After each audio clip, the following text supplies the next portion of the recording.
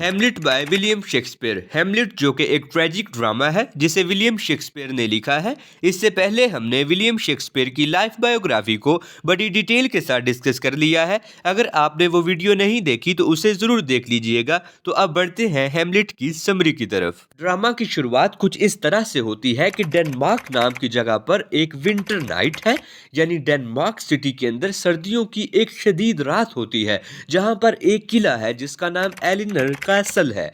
और इस किले के गेट पर अब होता क्या है कि एक गोस्ट यानी एक भूत आकर खड़ा हो जाता है और उसने वाइट यानी कि सफ़ेद कपड़ों में फुल मबलूस होता है।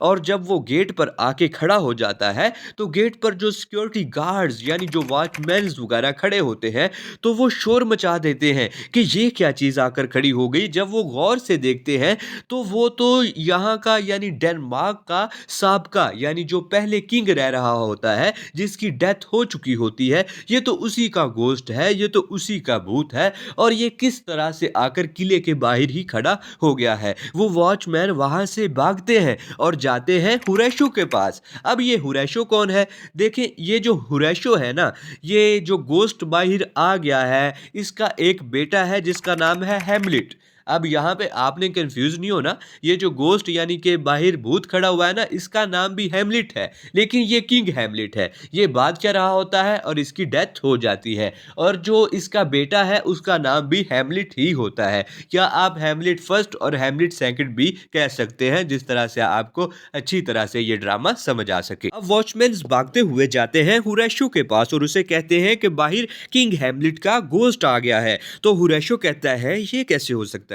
जब हुरैशो देखता है तो वो हैमलेट को बुलाता है कि हैमलेट, आपके फादर का बाहर गोस्ट आया हुआ है जो किले के दरवाजे पर ही खड़ा है, उससे आगे नहीं आ रहा। तो हैमलेट ये सुनते ही भाग कर जाता है किले के दरवाजे पर। तो वहां पर वो देखता है कि वाकया ही उसका जो फादर जिसकी डेथ हो चुकी होती है, किंग हैमलेट का गोस्ट खड़ा होता है, उसकी सोल खड़ी होती है, उसका भूत खड़ा हुआ होता है। अब वो गोस्ट अकेले हैमलेट को अपने साथ लेकर एक वीरान जगह पर चले जाती है और वहां जाकर वो गोस्ट, वो सोल, वो किंग हैमलेट का भूत अपने बेटे हैमलेट को बताता है कि बेटा, मेरी कोई नेचुरल डेथ नहीं हुई, यानी मैं अपनी आइज से नहीं मरा, बल्कि मेरे साथ तो ज्यादती की गई, मेरा मर्डर किया गया। और मेरा मर्डर किया था तुम्हारे चाचा ने, यानी कि मेरे भाई क्लॉडियस ने।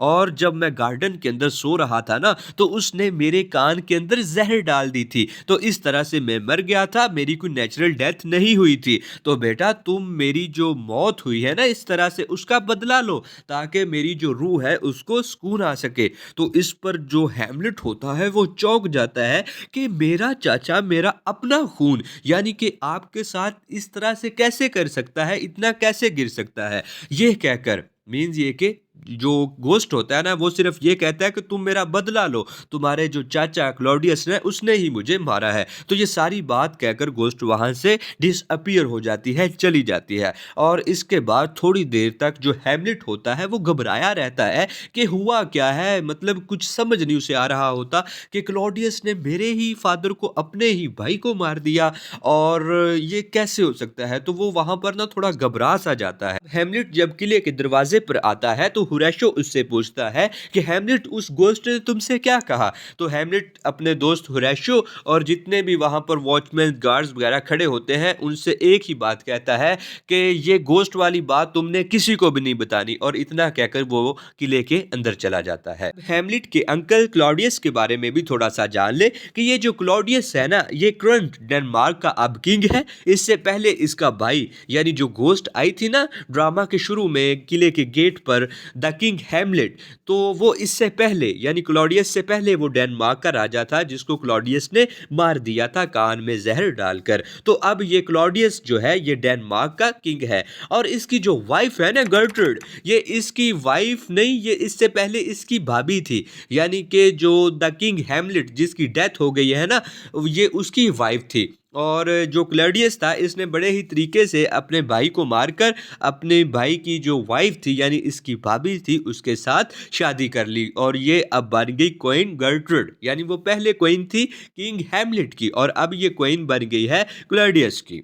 यहाँ पे आपको ये पता चल गया होगा कि ये जो क्लॉडियस है ये मॉरली करप्ट बंदा है, यानी कितना गिरा हुआ है कि ये तो बादशाहत के लिए यानी किसी भी चीज़ के लिए अपनों को ही नहीं देखता। तो ये क्लॉडियस के बारे में हल्का सा कॉन्सेप्ट था, इसको आपने माइंड में रखना है। अब क्लॉडियस जो कि किंग है, जाहिर सी बात है इसके फिर चीफ एडवाइज़र, इसके वजीर मशीर भी होंगे, तो उनसे भी ज़रा मुलाकात कर लेते हैं, उनको भी ज़रा देख लेते हैं। इसका जो चीफ एडवाइज़र है पोलियनियस, इसको आपने याद रखना है, पोलियनियस इसका चीफ एडवाइजर है। और पोलियनियस के आगे दो बच्चे होते हैं, इसकी एक बेटी ओफेलिया होती है और इसका एक बेटा लर्टिस होता है। अब ये ओफेलिया और हेमलेट एक दूसरे से बहुत ज़्यादा प्यार करते हैं, लेकिन जब ये बात पता चलती है पोलोनियस को यानी ओफेलिया के फादर को, तो वो अपनी बेटी ओफेलिया से कहता है कि देखो मैं चीफ एडवाइज़र हूँ इनके दरबार के अंदर, हेमलेट एक शहजादा है, इससे पहले उसका बाप किंग था, अब उसका चाचा किंग है, कल को हो सकता है वो किंग बने, वो रॉयल फैमिली से बिलोंग करता है, उसकी रगों में शाही खून दौड़ रहा है और हम ठहरे उनके खिदमत गुजार, तो इससे पीछे हट जाओ। तो इस पर जो ओफेलिया है वो कहती है ठीक है, और ये आहिस्ता आहिस्ता से जो हेमलेट है उससे पीछे हट जाती है और इसके बाद ये जो हेमलेट है उससे मिलना भी छोड़ देती है। अब जो हेमलेट होता है ना, उसको तो वो गोस्ट वाली बात ही माइंड के अंदर बैठी हुई होती है कि मेरे फादर की डेथ मेरे चाचा ने किस तरह से कर दी, तो उसको तो ये बड़ी परेशानी होती है। अब हेमलेट ना पागलों सी हरकतें करना शुरू कर देता है, यानी वो ना एक प्लान अंदर ही अंदर में बना रहा होता है। तो जब इस तरह से वो पागलों वाली हरकतें करता है ना, तो जो पोलोनियस है उसे ये लगता है कि ये वाकई मेरी बेटी जो ओफेलिया थी इससे बड़ा सच्चा प्यार करता था, और अब मैंने उसको यानी ओफेलिया को मना कर दिया है कि आपने हेमलेट से नहीं मिलना, तो ये बेचारा पागल सा हो गया है। तो इस पर जो पोलोनियस होता है ना, वो कहता है बड़ा सच्चा प्यार करता था यार ये तो मेरी बेटी से, लेकिन हेमलेट को तो अपनी बाप की डेथ की पड़ी हुई होती है। हेमलेट की पागल सी हरकतों को देखकर इसकी मदर गर्ट्रूड और इसका जो अंकल क्लैडियस होता है ये बड़े परेशान हो जाते हैं कि यार इसे क्या हो गया है, ये एकदम से ये पागल सा हो गया है। तो इस पर जो पोलोनियस होता है ना, ओफेलिया का फादर, वो ये डिसाइड करता है कि वो तमाम स्टोरी जाकर क्वीन गर्ट्रूड और क्लैडियस को बता देगा। तो पोलोनियस आकर क्लैडियस होता है इसको कहता है कि देखें ये मेरी बेटी ओफेलिया के साथ बहुत ज़्यादा प्यार करता था और मैंने ओफेलिया को रोक दिया कि आपने हेमलेट से नहीं मिलना, तो जिसकी वजह से मुझे लगता है अब ये पागल हो गया है। तो इस पर क्लॉडियस उसे देखता है, ये तेरी बेटी ओफेलिया से ना मिलने की वजह से पागल हो रहा है। तो इस पर क्लॉडियस और पोलोनियस यानी कि किंग और इसका चीफ एडवाइजर ये दोनों प्लान करते हैं कि हम ना किसी पर्दे के पीछे छुप जाएंगे और जो ओफेलिया है उसको कहेंगे कि जब हेमलेट से ओफेलिया मिलेगी तो हम नोट करेंगे कि इसका जो बिहेवियर है उसके अंदर कोई चेंजिंग वगैरह आती है कि या ये कोई एक्टिंग ही कर रहा है, मतलब हो क्या रहा है। तो ये प्लान बनाते हैं। अब दूसरी तरफ हेमलेट भी अकेला बैठा एक प्लान बनाता है। वो ये सोचता है कि यार जो मेरे पास गोस्ट आई थी हो सकता है वो डेविल हो, वो इविल हो, यानी कि वो ऐसा हो ही ना कि क्लॉडियस ने मेरे फादर को मारा ही ना हो, तो मैं एवं ही मतलब उसका दुश्मन बना हुआ हूं। तो इस पर ये भी एक प्लान बनाता है। ये प्लान ये बनाता है कि मैं एक ड्रामा करूंगा, यानी कि एक ऐसा ड्रामा परफॉर्म करवाऊंगा क्लॉडियस के सामने, गर्ट्रूड के सामने, सारी ऑडियंस के सामने, जिसके अंदर जो किंग होगा ना उसको जहर दी जाएगी, और जब किंग को जहर दी जाएगी तो मैं अपने अंकल और क्लॉडियस के जो फेशियल एक्सप्रेशंस हैं, जो उसका बिहेवियर है उसको नोट करूंगा, और फिर मुझे हकीकत पता चल जाएगी कि आया कि जो डेविल यानी कि जो मेरे फादर की सोल मुझे मिली है वो हकीकत में एग्जिस्ट करती है, वो बात सच है या नहीं। तो ये जो हेमलेट है ये भी इस तरह से एक प्लान डिजाइन कर लेता है। अब क्लॉडियस और पोलोनियस एक पर्दे के पीछे छुप जाते हैं और ओफेलिया से कहते हैं कि तुम हेमलेट से मिलो। अब जब ओफेलिया हेमलेट से मिलती है तो हेमलेट उससे फॉर्मल वे के अंदर, यानी पहले कैसे आप ये वो बस हल्की फुल्की डिस्कशन करता है, लेकिन जब थोड़ी ही देर बाद ना हेमलेट को शक होता है कि इतने दिनों से ये मिली कोई नहीं और ये पर्दे के पीछे कोई खड़ा हुआ महसूस हो रहा है, तो वो ओफेलिया से ना रूडली वे के अंदर बात करता है। तो जब वो वहाँ मतलब कि रूडली वे के अंदर बात करने के बाद चला जाता है वहाँ से ओफेलिया को छोड़कर, तो जो किंग क्लॉडियस होता है ये पोलोनियस से कहता है कि ये प्यार करता है, पागल हुआ बेटा, तेरी बेटी के पीछे हमें मारी जा रहा था। सेकंड पर हेमलेट अपने प्लान को अप्लाई करता है, यानी वो गर्टरूड और क्लॉडियस और सारी ऑडियंस के सामने ड्रामा परफॉर्म करवाता है। और जहां पर ये सीन आता है कि किंग गार्डन के अंदर सो रहा होता है और उसके कान में जहर डाल दी जाती है। तो इस पर जो क्लॉडियस होता है उसके तो पैरों तले से ज़मीन ही निकल जाती है, क्योंकि उसने भी अपने भाई के साथ ऐसा किया होता है। तो वो वहाँ से उठ जाता है ड्रामा को दरमियान में ही छोड़कर, और जाकर वो गॉड के सामने माफिया मांगना शुरू कर देता है कि मैंने अपने भाई के साथ ठीक नहीं किया, मैंने बादशाहत के लिए मतलब कि इतना ज़्यादा गिर गया कि मैंने अपने भाई का ही मर्डर कर दिया। तो अब जो हेमलेट है उसे पक्का यकीन हो जाता है कि क्लॉडियस ने ही मेरे फादर को मारा है। अब हेमलेट भी इसके पीछे, यानी जैसे ही वो ड्रामा छोड़कर गॉड के सामने जाकर रोना धोना शुरू कर देता है, और उसके बाद जो इसकी वाइफ यानी गर्टरूड होती है वो भी उठकर अपने कमरे के अंदर चली जाती है। तो अब ना हेमलेट भी इनके पीछे बड़े गुस्से से जा रहा होता है, और वो जाता है रास्ते के अंदर, वो देखता है कि जो क्लॉडियस है ये अकेला गॉड के सामने रो रहा है कि मैंने अपने भाई को मार दिया, मैंने ये बात ठीक नहीं की। यहाँ पर हेमलेट के पास एक बड़ा अच्छा मौका होता है कि वो अपने अंकल क्लॉडियस को मार दे और अपने फादर की डेथ का बदला ले। लेकिन हेमलेट कहता है कि अगर मैंने इसको इस हालत में मार दिया कि ये गॉड के सामने प्रे कर रहा है तो ये तो इसका रिवार्ड बन जाएगा, मैंने तो इसको देनी है पनिशमेंट। तो वो कहता है कि अब नहीं, इसको फिर मारूंगा तो जरूर। और ये चला जाता है डायरेक्ट रूम के अंदर, और जहां पर इसकी माँ होती है गर्टरूड, तो ये अपनी माँ के साथ बड़ी तल्ख कलामी से बात करता होता है, मीन्स के उसके साथ झगड़ रहा होता है। और यहाँ पर ना इसी कमरे के अंदर जो पोलोनियस होता है वो एक पर्दे के पीछे छुपा हुआ होता है, और उसकी ना मतलब पर्दे के पीछे खड़े हुए सरसराहट सी होती है। तो यहाँ पर हेमलेट को ऐसे मालूम होता है कि जो क्लॉडियस है वो वहाँ पे प्रे कर रहा था ना, तो मीन्स ये कि वहीं छुपकर हमारी बातें सुन रहा है। तो हेमलेट निकालता है तलवार और ऐसे पर्दे में डाल देता है, और जो पोलोनियस ओफेलिया का फादर होता है वो कहता है ये क्या किया, उसकी उधर डेथ हो जाती है, पोलोनियस उधर ही मर जाता है। तो अब किंग क्लॉडियस को भी इस बात का अंदाजा हो जाता है कि हेमलेट को सच्चाई का पता चल गया है और अब मेरी खैर नहीं है।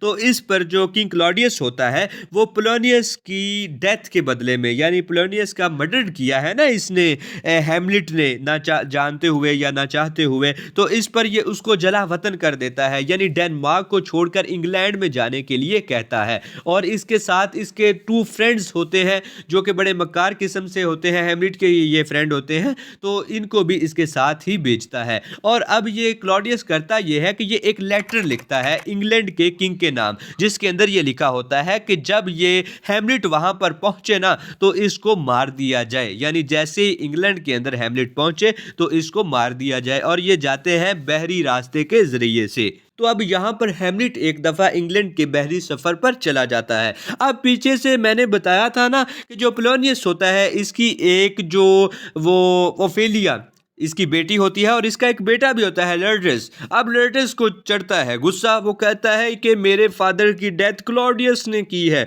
और वो अपनी आर्मी उर्मी तैयार करता है और यहाँ पर डेनमार्क के ऊपर हमला करने के लिए पहुँच जाता है। और जो ओफेलिया होती है वो अपने फादर की डेथ के बदले में ही मैड हो जाती है, पागल हो जाती है। तो जब यहाँ पर लर्डस बड़े गुस्से के हाल में पहुँचता है तो किंग क्लॉडियस उसको पहले शांत करता है। वो कहता है कि ऐਵੇਂ बात ना करो कि मैंने तुम्हारे फादर की डेथ की है, यानी वो मेरा चीफ एडवाइजर था, मेरे दिल के पोलोनियस बड़ा करीब था, मैं उसकी डेथ कैसे कर सकता हूं। और उसके गुस्से को ठंडा करता है, उसको बड़ा वो दुखी होकर दिखाता है कि मैं भी तुम्हारे फादर की जो डेथ हुई है उसमें बड़ा गमगीन हूं। और वो उसको बताता है कि जो पोलोनियस को मारा है ना तुम्हारे फादर को, वो हेमलेट ने मारा है, उसने तलवार मारी और उसके बदले में मैंने उसको जला वतन भी कर दिया है। मैं तो उससे इतना प्यार करता था कि मैंने अपने ही भतीजे को यहाँ से निकाल दिया है। तो अब बताओ भला कि मैं किस तरह से उसको मार सकता हूं।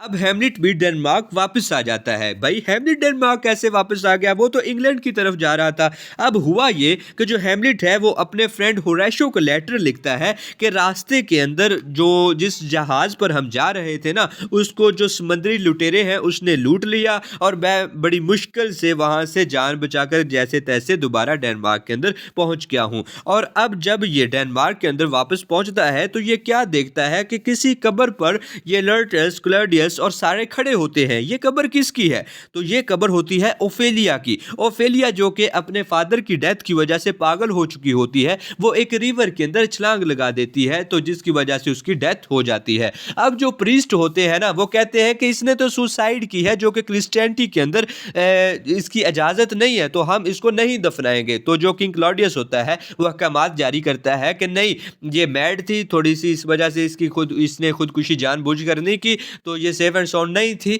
तो आप इसको जो है वो दफनाएं। तो इस पर प्रीस्ट इसको दफना देते हैं, और जो मजीद उसके बाद यानी मरने के बाद जो दूसरी सेरेमनीज रसूमात होती हैं वो उसको अदा करने से इनकार कर देते हैं। तो इस पर जो इसका ब्रदर लर्टस होता है वो बहुत ज़्यादा गुस्से में होता है, और अब वहाँ पर ही हैमलेट पहुँच जाता है। और हैमलेट को जब पता चलता है कि ये ओफेलिया की ग्रेव है, उसकी कब्र है, तो ये उसे पकड़ कर रोना शुरू कर देता है, ग्रेव के साथ चिमट जाता है। तो इस पर जो लर्टस होता है ये इसके साथ लड़ना शुरू कर देता है कि तुम्हारी वजह से ही मेरी बहन पागल हुई, तुमने ही मेरे फादर को मारा, और अब हमको यहाँ पर एहसान जतलाने के लिए आ गए हो। तो इस पर ये आपस में लड़ना शुरू कर देते हैं। जो हुरैशो होता है वो हैमलेट को संभालता है, और दूसरी तरफ जो किंग क्लॉडियस होता है वो लर्टस को संभालता है, और एक दूसरे को वहां पर से ले जाते हैं।